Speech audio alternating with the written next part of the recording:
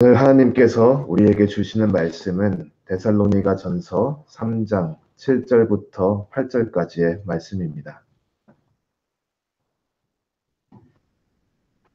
데살로니가 전서 3장 7절부터 8절까지의 말씀, 우리 한 목소리로 함께 봉독하도록 하겠습니다. 이러므로 형제들아, 우리가 모든 궁핍과 환난 가운데서 너희 믿음으로 말미암아 너희에게 위로를 받았노라. 그러므로 너희가 주 안에 굳게 선즉 우리가 이제는 살리라. 아멘. 하나님께서 우리에게 임하실 때 우리를 위해서 하시는 일 중 하나는 우리 그리스도인들이 주님을 따르다가 고통 가운데 괴로움을 겪고 어려움을 겪을 때 우리를 위로해 주시는 그런 일을 하시는 게 있습니다.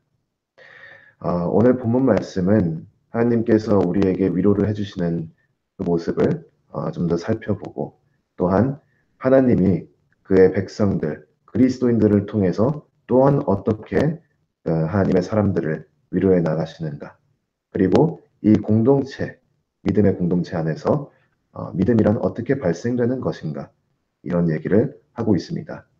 따라서 저는 오늘 본문 말씀 데살로니가 전서 3장 7절부터 8절까지 말씀을 통해서 위로의 공동체라는 제목으로 하나님 말씀을 선포하도록 하겠습니다.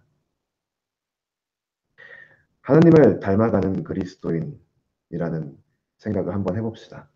우리는 하나님의 백성으로서 그냥 은혜 받았기 때문에 거기서 끝나는 것이 아니라 우리는 날마다 더 그리스도를 닮아가고 하나님의 형상이 회복되며 하나님을 더욱더 닮아가는 사람들로 살아야 하는 그런 일이 있습니다. 하나님의 여러 성품 중에 위로자 하나님이라는 성품이 있는데, 특별히 이 위로자 하나님의 성품을 닮아간다는 것은 우리에게 무슨 의미가 있고 우리에게 어떠한 이런 영향을 주는지 오늘 본문 말씀을 통해서 좀 살펴보기 원합니다. 특히 사도 바울과 데살로니가 교회 사이에 존재하는 이 믿음이라는 공동체, 이 믿음 공동체 안에서 위로가 도대체 무엇이고, 여기서 발생되는 위로가 어떻게 진짜로 실제적으로 위로에 영향을 끼칠 수 있는지, 그것을 자세히 살펴보면서 우리에게 어떻게 이 말씀이 적용되는지 살펴보도록 하겠습니다. 오늘 본문 말씀은 이 데살로니가 교회와 사도 바울 그 사이에 존재하는 이 공동체 안에서 발생하는 위로에 대해서 두 가지를 이야기하고 있습니다. 첫 번째는 사도 바울이 데살로니가 교회에게 받은 그 위로의 내용에 대해서 이야기를 하고 있습니다.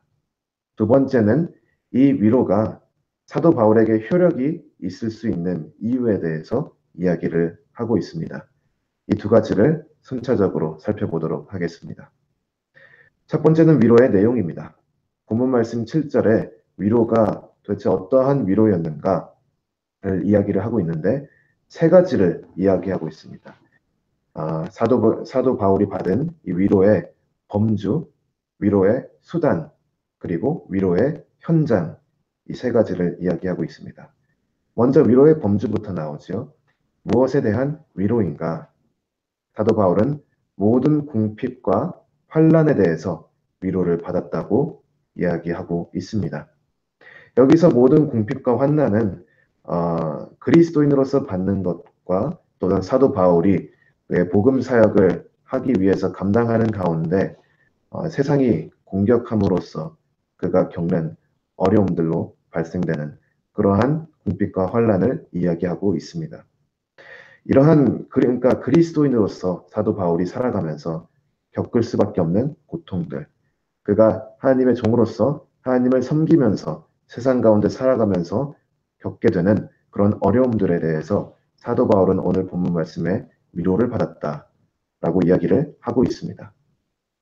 그리고 두 번째, 위로의 수단. 어떻게 오는 위로인가? 무엇을 통해서 오는 위로인가? 본문 말씀은 이렇게 얘기하고 있죠. 데살로니가 교인들의 믿음으로 오는 위로라고 이야기를 하고 있습니다.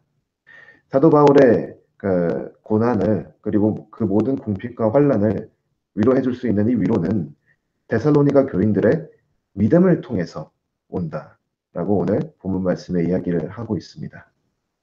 그리고 또 세 번째, 위로의 현장. 어디에서 겪어지는, 어디에서 오는 위로인가? 본문 말씀 7절 마지막 절 보니까 데살로니가 교회 공동체 안에서 발생이 된다라고 이야기를 하고 있습니다. 그래서 이 세 가지를 우리가 요약을 한다면 데살로니가 교인들이 믿음을 잘 지킴으로 인해 사도 바울의 모든 궁핍과 환난을 위로하게 되었다라고 오늘 본문 말씀 7절 말씀을 요약을 할 수 있습니다. 그리고 이제 본문 말씀 8절에 가보니까 이 위로가 사도 바울이 겪는 이 위로가 사도 바울에게 실제적인 효력을 끼칠 수 있는 이유에 대해서 이야기를 하고 있습니다. 사도 바울에게 데살로니가 교인들의 믿음이 위로가 될 수 있었던 이유는 데살로니가 교인들이 믿음 위에 굳게 서는 것이 그가 살아가는 이유가 되었기 때문입니다. 이 말씀을 조금만 더 우리가 살펴보자면 사도 바울은 데살로니가 교인들을 진심으로 하나님의 마음을 품고 사랑했다는 것을 우리가 알 수 있습니다. 그렇기 때문에 데살로니가 교인들이 믿음 위에 굳게 서는 것이 사도 바울이 살아가야 하는 이유가 된다는 것이죠. 그가 하나님의 품에 갈 수도 있었지만 가지 않고 이 세상에 남아서 계속해서 살아가는 이유는 이러한 데살로니가 교인들과 같이 더욱더 많은 사람들을 주님에게로 이끌고 주님의 복음을 선포하고 또한 잘 훈련시켜서 그들이 믿음 가운데 굳게 서게 하는 그 목적이 있었기 때문입니다. 사도 바울은 데살로니가 교인들을 진심으로 사랑했고 하나님의 마음으로 품었습니다. 그렇기 때문에 데살로니가 교인들의 믿음이 바울에게는 살아갈 이유가 되었고 그렇기 때문에 그들의 믿음이 바울의 모든 궁핍과 환난을 위로할 수 있게 된 것입니다. 이제 이 말씀을 좀 정리해서 요약하자면 오늘 데살로니가전서 3장 7절부터 8절 말씀에 나오는 위로에 대해서 한 두 가지 핵심 요소가 있습니다. 첫 번째는 믿음이고 두 번째는 사랑입니다. 믿음 위에 굳게 서 있는 것, 이것이 위로의 핵심 요소가 됩니다. 그리고 서로를 사랑하는 것, 이것 또한 위로의 핵심 요소가 됩니다. 우리가 고통 가운데 있는 형제 자매를 위로하고자 한다면 가장 먼저 우리가 믿음 위에 굳게 서 있어야 합니다. 여러분, 위로를 할 수 있는 방법은 세상적으로 생각하면 여러 가지 있죠. 가서 따뜻하게 이렇게 품어줄 수도 있고 아니면 밥을 한번 사줄 수도 있고 아니면 힘들지 하고 따뜻한 말을 한번 건넬 수도 있는데 그것들이 실제적인 효율이 있으려면 우리가 믿음 가운데서 그것들을 행해야 된다는 사실입니다.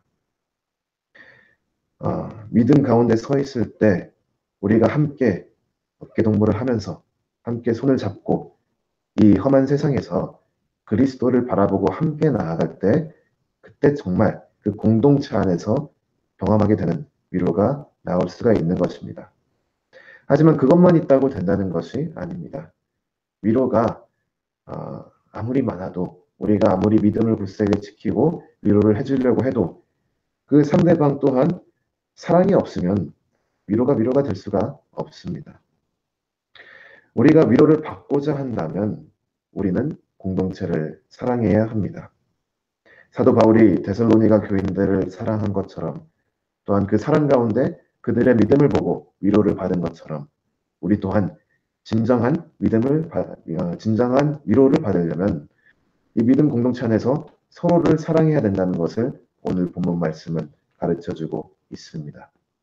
따라서 믿음과 사랑, 이 두 가지가 함께 갈 때에 신앙 공동체에서 아름다운 위로가 발생할 수 있는 것입니다. 오늘 본문 말씀을 통해서 하나님께서는 우리에게 이렇게 도전을 하고 있습니다. 우리가 올해 한 해 공동체를 더욱더 세워나가고 교회가 성장하면서 우리가 어떻게 더 이 세상 가운데 고통받고 있는 그리스도인들을 향해서 위로를 해줄 수 있을까? 도움을 줄 수 있을까? 또한 우리가 이 고통스러운 시간을 겪어나가면서 어떻게 하나님으로부터 참된 위로를 받을 수 있을까? 여기서 우리는 굳센 믿음, 그리고 정말 서로를 사랑하는 그 사랑하는 마음을 가지고 함께 나아갈 때 주님으로부터 힘을 얻고 이렇게 더욱더 아름다운 공동체를 만들어 나갈 수 있음을 우리가 확실히 믿고 나아가기를 주님의 이름으로 축원합니다. 아멘.